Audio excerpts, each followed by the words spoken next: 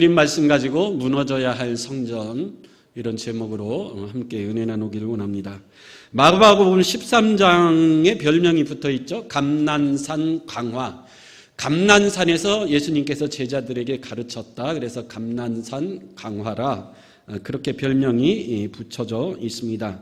오늘 본문뿐만 아니라 마태복음 24장, 25장, 그리고 누가복음 27장에도 똑같은 내용이 담겨져 있는데, 이 마가복음 13장이 유명한 이유는 특별히 예수님께서 재림에 관해서 가르쳐 주신 말씀이기 때문에 그렇습니다. 예수님이 친히 앞으로 우리 주님이 다시 오실 때에 그때 나타날 징조들과 그 전에 일어날 일들에 대해서 자세히 말씀하신 말세의 때에 관한 말씀이기 때문에 마가복음 13장은 유명한 말씀이기도 합니다. 오늘 본문은 그 말씀의 서론에 해당하는 그런 말씀인데, 1절에 보면 제자 중 하나가 예루살렘 성전을 가리키면서 예수님에게 이렇게 자랑스럽게 이야기하는 것으로 시작이 됩니다. 예수님, 이 돌들이 어떠하며 이 건물들이 어떠하나이까? 예루살렘 성전은 유대인들의 자랑이요 긍지죠. 그래서 예수님에게 자랑하는 겁니다. 예수님이 예루살렘 성전을 보십시오. 얼마나 웅장하고 얼마나 대단한 성전입니까? 특별히 두 가지를 자랑하죠. 예루살렘 성전을 지은 재료, 돌들, 그리고 성전 그 자체의 웅장한 건물, 이 두 가지를 자랑을 합니다. 먼저 성전을 지은 돌을 자랑을 하는데, 누가복음 21장 5절에 보면 또 이렇게 또 이 자랑을 기록하고 있어요. 우리 한번 읽어보겠습니다. 시작. 어떤 사람들이 성전을 가리켜 그 아름다운 돌과 헌물로 꾸민 것을 말하며 예수께서 이르시되, 오늘 본문에는 제자들이 예수님에게 자랑했다 그랬는데, 누가복음에는 어떤 사람이 예수님에게 자랑했다. 그러니까 이 자랑은 유대인들 전체의 자랑이요 긍지라는 건데, 먼저 이 돌을 가리켜 자랑합니다. 예수님, 이 돌을 좀 보십시오. 대리석을 위시해서 최상의 품질의 돌들만을 가지고, 그리고 그것을 정교하고 또 온 정성을 다해 다듬어서 예루살렘 성전을 지었습니다.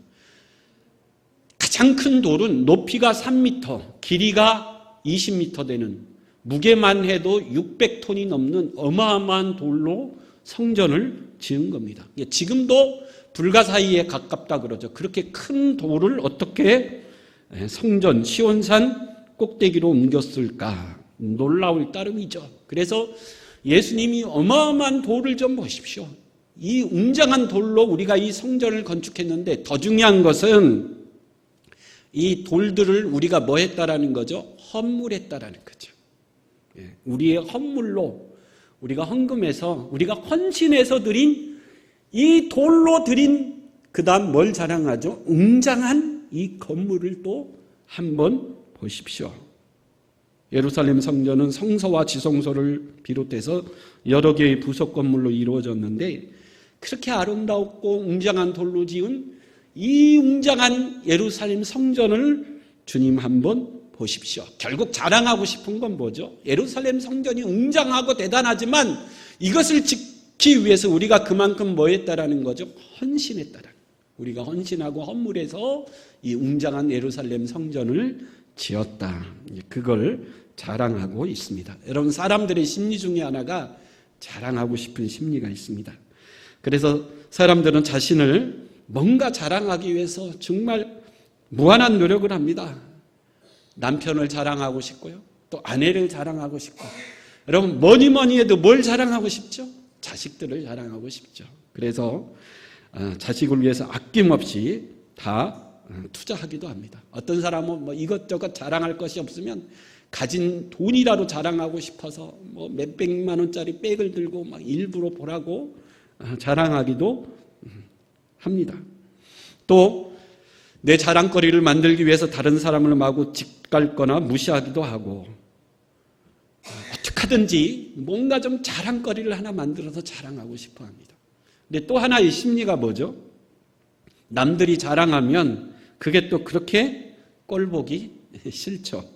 명절에 여러분 친척들을 만났을 때 제일 꼴불견이 뭡니까?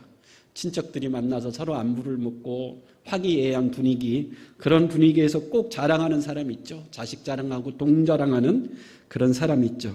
제일 싫죠. 왜 그렇죠? 배가 아프기도 하고 왠지 모르게 자존심도 상하고, 그래서 내가 자랑하는 건 좋은데 남들이 내 앞에서 자랑하는 건 정말 싫습니다. 옛날에는 자식 자랑하고 아내 자랑하는 사람을 가리켜 팔불출이라 그랬는데 요즘은 자기 피할 시대 아닙니까? 어떻게 하든지 자랑할 것이 없어도 찾아서라도 만들어서라도 자기를 피하라는 시대, 이제 자기 피할 시대이기 때문에 사람들은 자기를 자랑하는데 거침이 없고 서슴이 없는 시대입니다. 오늘 본문에도 보면 유대인들은 정말 이 예루살렘 성전을 자랑한 긍지였어요. 그래서 예수님 앞에 자랑합니다. 우리가 이렇게 자랑할 때 누군가 알아주면 여러분 얼마나 좋습니까? 기분도 좋죠. 여러분들 유럽에 가면 관광지 중에 하나가 웅장한 성전, 여러분 얼마나 많은 교회들이 있습니까? 어마어마하죠. 그 교회 관광지에 가면 안내지를 나눠주는데 안내지에 보면 이건 누가 설계했고 뭐 누가 건축했고 또 기간은 며칠이 걸렸고 그 안에 그림은 얼마나 유명한 뭐 미켈란젤로의 그림이 있고, 이 성전을 짓는데 여러분 보통 막 몇백 년, 뭐 100년, 200년 지금까지도 중세시대에 건물을 짓기 시작해서 지금까지도 짓고 있는 성전 교회가 있을 만큼 의리의리하죠. 그게 또 그들의 자랑이기도 합니다. 우리도 마찬가지죠. 여러분 우리 교회 성전을 아름답게 지었습니다. 정말 아름답죠. 보기만 해도 좋죠. 하나님의 은혜요 축복인 줄 믿습니다. 근데 이게 우리의 자랑거리가 되어서는 안 된다는 거죠. 여러분 저희 시골 교회가 50여 년 전, 정말 가난한 시절에 50여 년 전이면 뭐 초가집이 뭐 아직 동네에 초가집 시대에 교회를 지었어요. 뭐 벽돌로 간단하게 슬라브 올려서 정말 허술하게, 지금 보면 너무 허술하죠. 간단하게 지었습니다.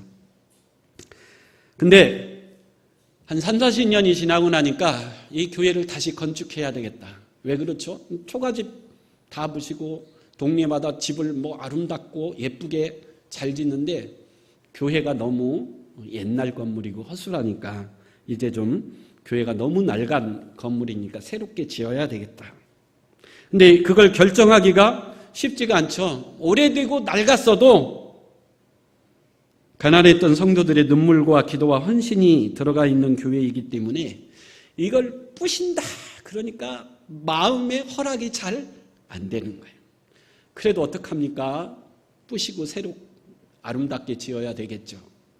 그래서 어쨌든 부시고 새로 짓기로 결정을 했습니다. 근데 문제가 생겼어요. 당시 목사님은 기왕이 새로 짓는 것, 저 동네 큰 길가에 동네 입구에다가 짓자. 그래야 교회의 비전을 위해서 내일을 위해서 좋다. 그랬더니 교회가 난리가 났습니다. 건물 부수는 것도 싫은데 아니 이 자리에 다시 지어야지 어디 엄한 데다가 지으려고 하느냐. 그래서 교회가 굉장히 시끄럽기 시작했습니다. 목사님은 교회 비전을 위해서 부흥을 위해서는 동네 입구에 큰 길가에다 지어야 된다 그러고, 기존 성도들은 아니다.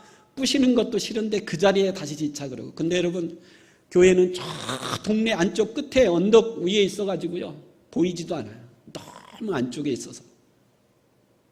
그래서 교회가 막 시끄러워지고 난리도 아니었어요. 목사님이 설교하다가 절도하기도 하고요. 하여튼 뭐 복잡해졌습니다. 그래서 그 문제뿐만 아니라 여러 문제가 겹쳐서 결국 교회가 두 개로 쪼개졌어요. 그래서 결론이 어떻게 났을까요? 교회가 둘로 쪼개져서 남은 성도들이 새로운 목사님을 모시고 교회를 새롭게 건축했는데 여러분 어느 장소에다가 건축했을까요? 성도들이 마음을 가라앉히고 가만히 생각하고 곰곰이 생각하니까 교회를 어디에다가 새로 짓는 게 나아요? 예, 목사님이 얘기했던 큰 길가 교회 입구에다가 교회를 짓는 게 교회 내일을 위해서, 부흥을 위해서 그게 진짜 좋은 결정이었구나.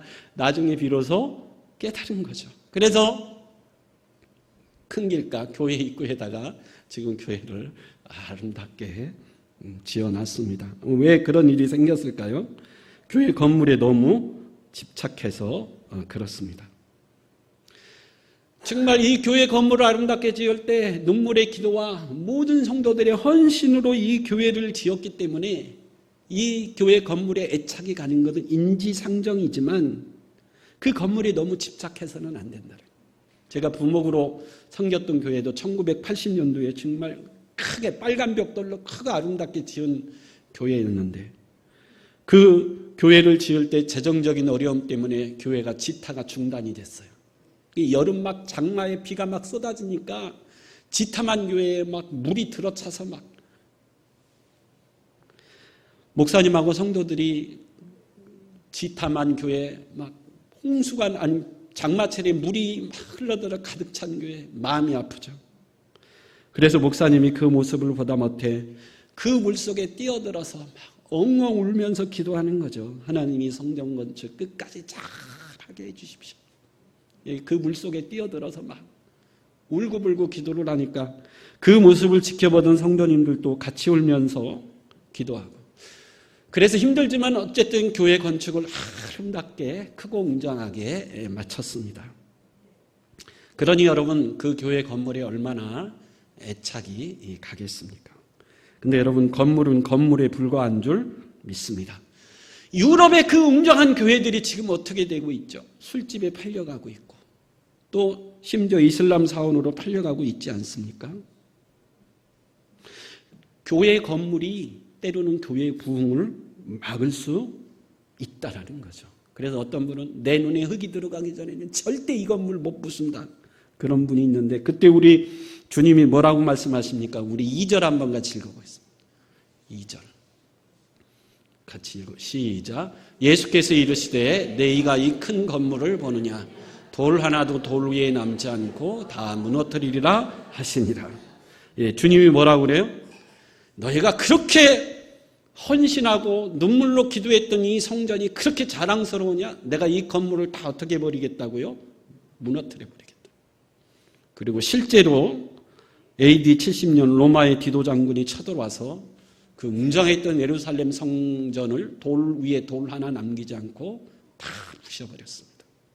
그래서 한쪽 벽만 지금 겨우 남았죠. 통곡의 벽이라 그럽니다. 유대인들이 그 한쪽 벽 조그맣게 남은 그 벽 앞에 서서 매일 통곡하며 눈물로 기도하는 그런 모습이 되어버렸습니다. 그럼 여러분 이스라엘 백성들이 그렇게 헌신해서 지은 그 웅장한 예루살렘 성전을 왜 하나님이 그렇게 부셔버렸을까요? 여러분 이 성전이 무너진 것은 AD 70년 로마의 디도 장군이 무너뜨려서 무너졌을 뿐만 아니라 그 이전에 한 번 더 무너졌죠.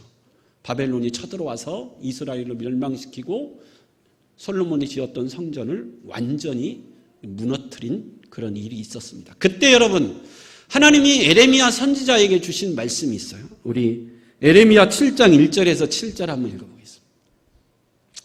시작. 여호와께로부터 에레미야에게 말씀이 임하여 이르시되 너는 여호와의 집 문에 서서 이 말을 선포하여 이르기를 여호와께 예배하러 이 문으로 들어가는 유다 사람들아 여호와의 말씀을 들으라. 만군의 여호와 이스라엘의 하나님 이와 같이 말씀하시되 너희 길과 행위를 바르게 하라.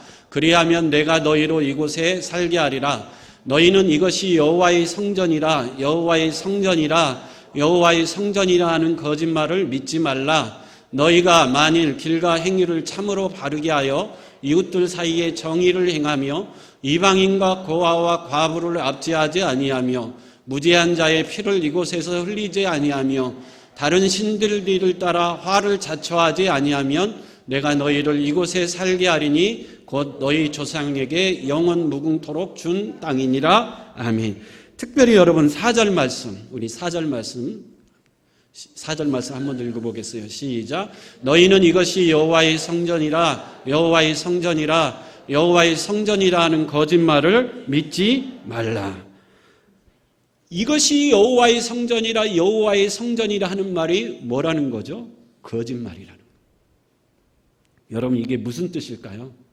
에레미야 시대에 북왕국 이스라엘은 아수르 제국에게 이미 멸망당했고 남한국 유다도 이제 바벨론 제국 앞에 풍전등화와 같은 신세가 되었어요.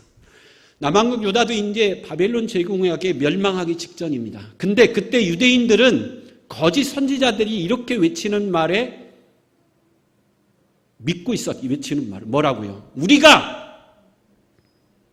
헌신해서 지은 이 아름답고 웅장한 성전이 있지 않느냐. 그리고 우리가 이 성전에서 계속해서 예배하지 않는 한 우리나라는 절대 이방인 바벨론 제국에게 멸망하지 않을 것이다. 근데 하나님은 뭐라고 그래요? 그건 뭐라고 그래요? 거짓말이라. 그 말을 믿지 말라는 거예요. 내가 반드시 이 성전을 어떻게 하리라? 무너뜨릴 것이다라는 거죠. 왜죠? 너희가 하나님의 말씀대로 온전히 순종하며 살지 못했기 때문이라는 거죠. 이방인과 과부를 압제하고 무죄한 자의 피를 흘리고 이방의 우상을 섬기면서 이 예루살렘 성전을 우리가 지었고 예루살렘 성전에서 우리가 예배하지 않는 한 하나님은 우리 편이고 하나님은 우리를 축복하실 것이기 때문에 절대 망하지 않을 것이다. 이건 뭐라는 거죠? 거짓말이라. 너희가 돌이켜 회개하지 않으면 내가 반드시 이 성전을 뭐할 것이다? 무너뜨릴 것이다. 근데 이스라엘 백성들이 이 말을 듣지 않았죠. 결국 바벨론에게 나라가 망하고 예루살렘 성전이 완전히 무너지는 그런 슬픈 역사를 경험했습니다. 여러분 오늘 이 말씀도 마찬가지죠. 이 말씀을 하던 예수님 시대에 이스라엘은 로마의 압제에 고통당하고 있었어요. 그래서 이스라엘 백성들은 무슨 기대가 있었죠? 우리가 헌신해서 다시 한번 이 아름다운 성전을 세웠고 이 성전에서 우리가 하나님 앞에 부지런히 예배하면 하나님이 구약에 약속된 메시아를 우리에게 보내주셔서 그 메시아가 로마를 멸망시키고 다시 한번 이스라엘을 회복시키며 이스라엘을 번성케 해 주실 것이다. 그런 기대감이 있었어요. 그래서 예수님에게 이 아름다운 성전을 자랑하고 있는 거죠. 예수님이 아름다운 성전을 보십시오. 우리가 이 성전을 가지고 있는 한 하나님은 내 편이고 하나님은 우리를 축복해 주실 것이고 하나님은 반드시 메시아를 보내주셔서 우리 민족을 로마의 압제에서 구원해 내실 것입니다. 근데 여러분 놀랍죠? 예수님이 뭐라고 그래요? 나는 로마를 멸망시키기 위해서 온 것이 아니고 너희를 멸망시키기 위해서 왔다라는 충격적이죠. 로마를 멸망시키는 것이 아니라 너희가 그토록 자랑하는 이 성전을 내가 뭐하리라?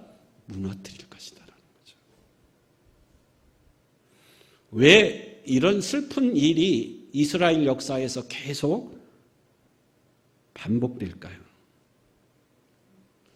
성전을 가지고 있었고 성전에서 예배는 드리지만 하나님을 몰랐기 때문에 그래요. 하나님이 하시는 일이 어떤 일인지 몰랐기 때문에 그렇습니다. 하나님이 메시아를 왜 보내시죠? 유대인만 구원하기 위해서 보내시는 것이 아니라 하나님이 메시아 예수를 보내시는 것은 세상 모든 사람을 구원하기 위해서 메시아 예수님을 보내시는 줄 믿습니다. 근데 이 일의 가장 큰 걸림돌이 뭐죠? 예루살렘 성전이라는 거예요. 하나님의 뜻을 이루는데 가장 큰 걸림돌이 예루살렘 성전이요.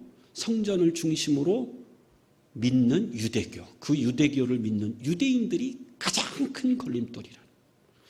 여러분 예수님이 부활하시고 하늘로 승천하신 이후에 사도 바울이 이 복음을 들고 세계를 향해 복음 들고 나가 복음을 전하는데 여러분 그때 바울을 가장 핍박하고 바울을 반대하고 복음을 막아서고 복음을 핍박했던 대표적인 사람이 누굽니까? 이방인들이요?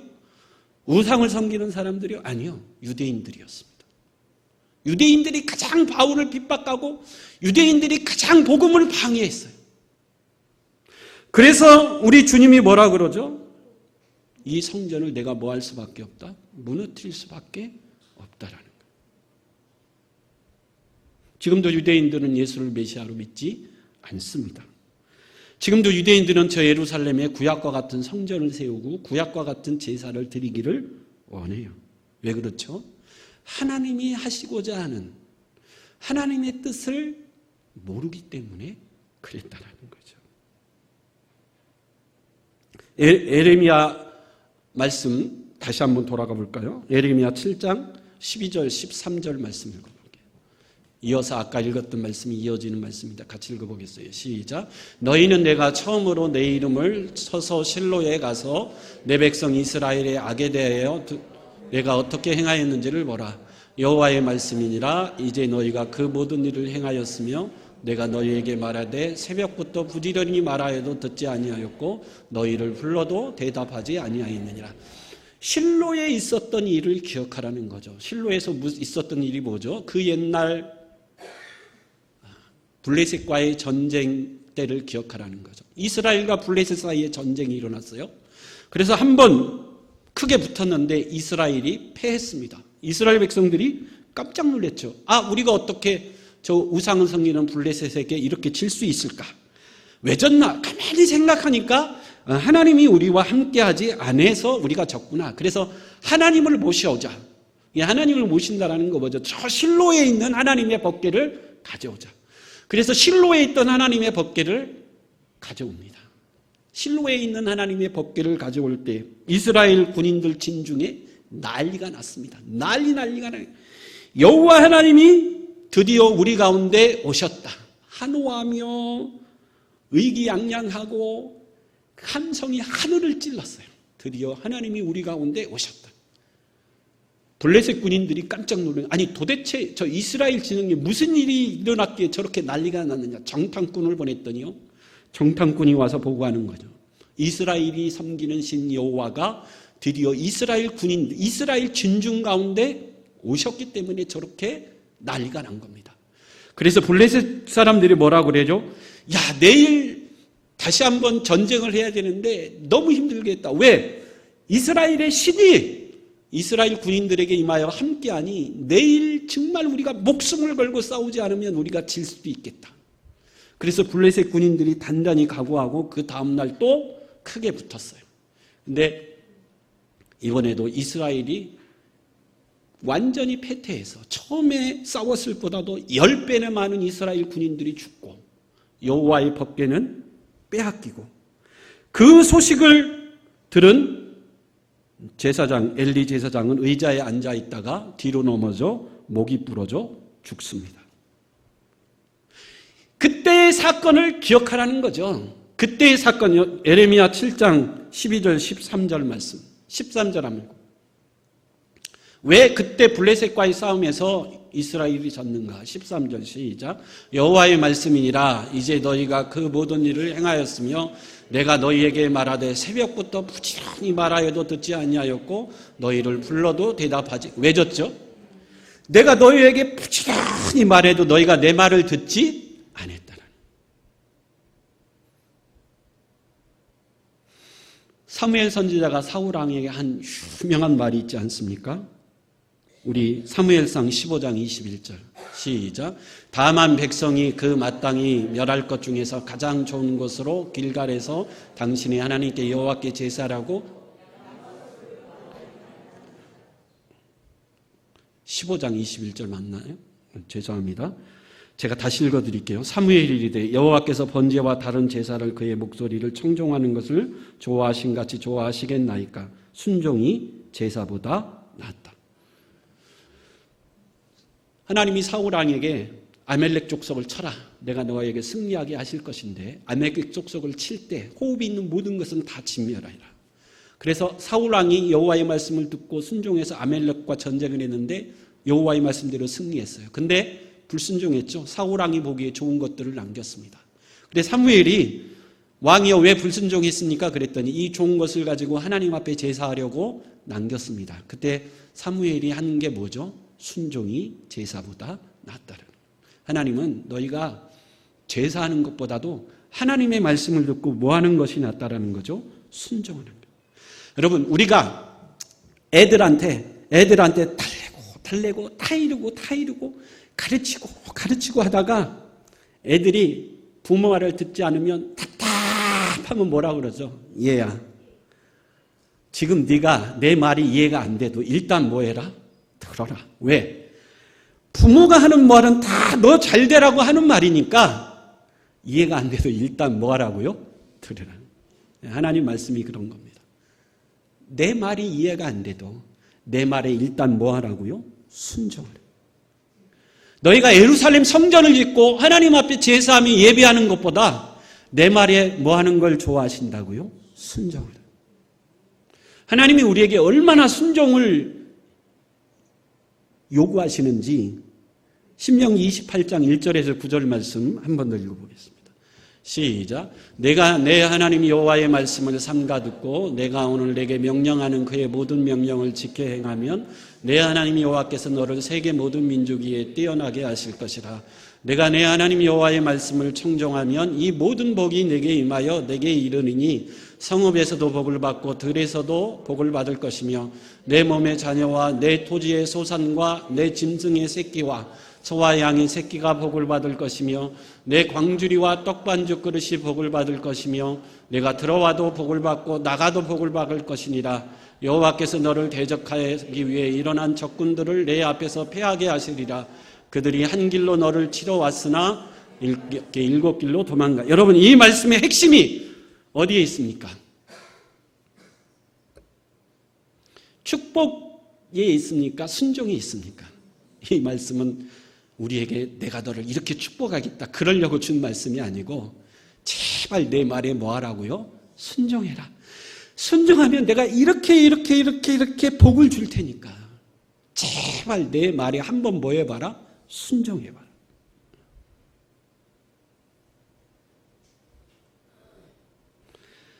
어떤 분은 그래요. 목사님 교회 다니기가 너무너무 힘들어요. 그럼 왜요? 그랬더니 순종해라. 맨날 순종해라. 주의를 지키라는 말에 순종하고 순종하라. 너무 골치가 아프다는 거예요. 불교 절에 다닐 때에는 내 마음대로 가고 싶은 때 한번 가서 시주하고 불공 드리고 오면 되는데 교회는 맨날 주일날 오라고 그러죠. 점집에 가면요 돈 주고 부적 하나 쓰고 그냥 그거 갖고 다니면 되는데 교회는 맨날 막 골치 아프다는 거예요. 이거 해라 저거 해라 순종해라.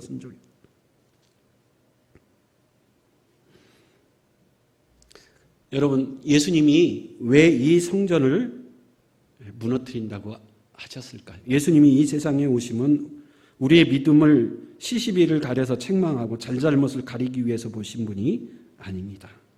예수님이 뭐라고 그러죠? 너희가 이렇게 자랑스러워하는 이 성전 무너질 텐데, 무너뜨릴 건데 그 이전에 내가 너희를 위해서 십자가에 뭐 한다 그래요? 죽는다 그래요. 이게 사실은 더 중요한 겁니다.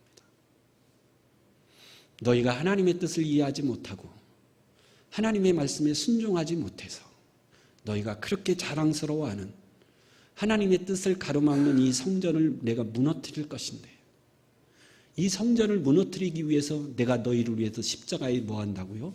죽는다.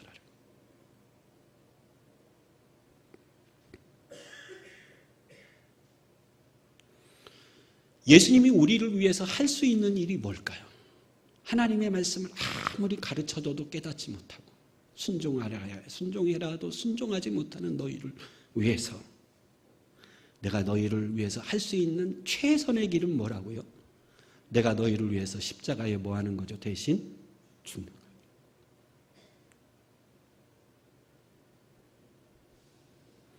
그래서 여러분, 오늘 본문을 통해서 예수님이 말씀하고자 하는 종말이 가까울수록 사람들이 자랑하기 바쁠 거예요. 심지어 믿는 사람도 헛된 것을 자랑하기에 바쁘다라는 거죠. 유대인들은 헛된 자랑, 성전을 자랑하고 있었습니다. 성전에 대한 자부심이 있었어요. 그러나 예수님은 그 성전을 무너뜨리겠다. 성전을 무너뜨리고 새로운 시대를 열겠다라는 거죠. 예수가 우리를 위하여 십자가에 못 박혀 죽으시고 그 예수를 믿는 자마다 다 구원받는 놀라운 은혜의 새 시대를 우리 주님이 여시는 줄 믿습니다. 그래서 이제는 누가 중요한 시대가 되는 거죠? 예수가 중요한 시대가 되는 줄 믿습니다. 사도 바울 얘기를 안 할 수 없겠죠. 사도 바울도 한때는 세상에서 가장 잘난 사람, 세상에서 인정받는 사람, 세상에서 가장 출세한 사람이 되기를 원했어요. 스펙도 대단해져. 엄청난 스펙을 쌓았습니다. 그런데 그 바울이 어떻게 됐죠? 우리 갈라디아서 6장 14절 합니다. 갈라디아서 6장 시작. 그러나 내게는 우리 주 예수 그리스도의 십자가 외에 결코 자랑할 것이 없으니 그리스도로 말미암아 세상이 나를 대하여 십자가에 못 박히고 내가 또한 세상을 대하여 그러하리라. 내가 이제는 누구밖에 자랑할 것이 없다고요? 예수 그리스도의 십자가밖에 자랑할 것이 없는 사람이 됐다라는 거죠. 나를 위해 십자가에 못 박히신 그 십자가를 만나고 보니까 그 십자가의 은혜가 얼마나 크고 그 십자가의 사랑이 얼마나 큰지 세상의 그 어느 것과는 비교할 수 없는 놀라운 십자가라는 거죠. 그래서 나는 이제 뭔만을 자랑하겠다고요? 십자가만을 자랑하겠다. 우리 고린도전서 2장 2절 한번 읽어볼까요? 시작. 내가 너희 중에서 예수 그리스도와 그가 십자가에 못 박힌 것 외에는 아무것도 알지 아니하기로 작정하였습니다. 십자가를 만나고 나니까 이 십자가가 너무너무 엄청나고 너무너무 어마어마한 십자가이기 때문에 나는 십자가만을 알기로 작정했고 십자가만을 자랑하기로 작정했다라는 거죠. 여러분, 바울이 만난 예수를 만날 수 있는 저와 여러분들이 될 수 있길 간절히 축원합니다. 이게 우리 기독교죠. 이게 십자가의 복음입니다. 1930년도에 전 세계에 불황이 닥쳤죠. 미국에도 대공황이 닥쳤습니다. 먹고 살기가 굉장히 힘들어진 거죠. 근데 대공황의 때에 미국 사람들이 먹고 살기가 너무너무 힘들어지니까 교회도 힘들어지죠. 헌금이 잘 안 거치니까. 여러분, 교회가 힘들어지면 누구도 먹고 살기 힘들죠. 목사님도 먹고 살기가 힘들죠. 헌금이 안 나오니까. 그런데 어느 교회 목사님의 아들이 가만히 보니까 우리 아버지가 목사인데 너무너무 가난하고 힘들게 살아요. 그래서 나는 뭐를 벌어야 되겠다? 돈을 많이 버는 사람이 되게 해야 되겠다. 그렇게 결심을 한 거죠. 그래서 돈만을 위해서 사는 인생이 됐습니다. 근데 사모님이 그런 자기 아들을 보니까 너무너무 마음이 아픈 거예요.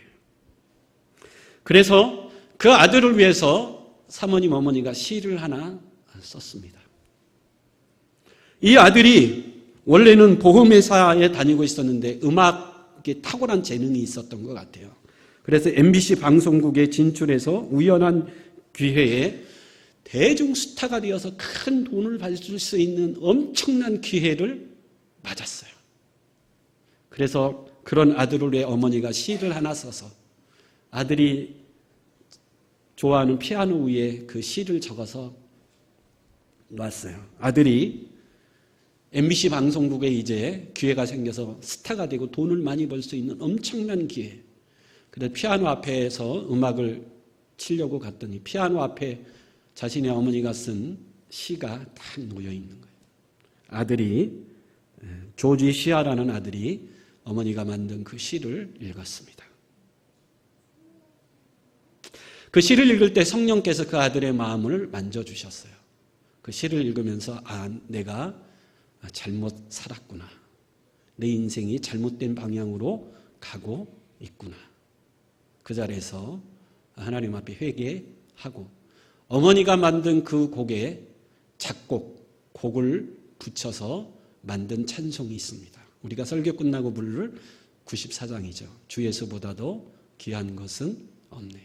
세상의 명예, 금은 보화보다도 우리 예수가 가장 귀한 분인 줄 믿습니다. 어머니가 지은 그 시를 읽으면서 아들은 회개했고 그걸 찬송으로 만들었고 복음송가 가수가 되어서 찬양하며 많은 사람들이 은혜 받고 박수를 칠 때 꼭 이렇게 말했다 그럽니다. 이 찬사와 박수도 절대 예수님과 바꿀 수 없습니다. 예수님이 내 인생의 가장 존귀한 분이십니다. 여러분, 돈 벌지 말라는 얘기가 아니죠. 하나님은 하나님의 백성들이 풍족하게 잘 살기를 원하시는 줄 믿습니다. 근데 그것이 우리의 헛된 자랑이 되어서는 안 된다라는 거죠. 여러분, 감사가 어디에서 나오죠? 막 풍족하고 잘 먹고 잘 살 때 감사가 나올까요? 아닙니다. 참된 감사는 우리 안에 예수로 충만해졌을 때, 예수 십자가의 은혜가 내 안에 충만해져 있을 때, 나를 향한 하나님의 사랑으로 내 심령이 충만해졌을 때, 그때 진정한 감사가 흘러나올 줄 믿습니다. 두려울 것이 없고 아무 불만도 없고 내 안에 더 이상 채울 것이 없는 십자가의 사랑으로 가득 채워질 수 있는 저와 여러분들이 되어서 바울처럼 이제는 예수만을 자랑하고 십자가만을 자랑하며 살아갈 수 있는 저와 여러분들의 인생이 될 수 있길 간절히 축원합니다. 아멘. 우리 다 같이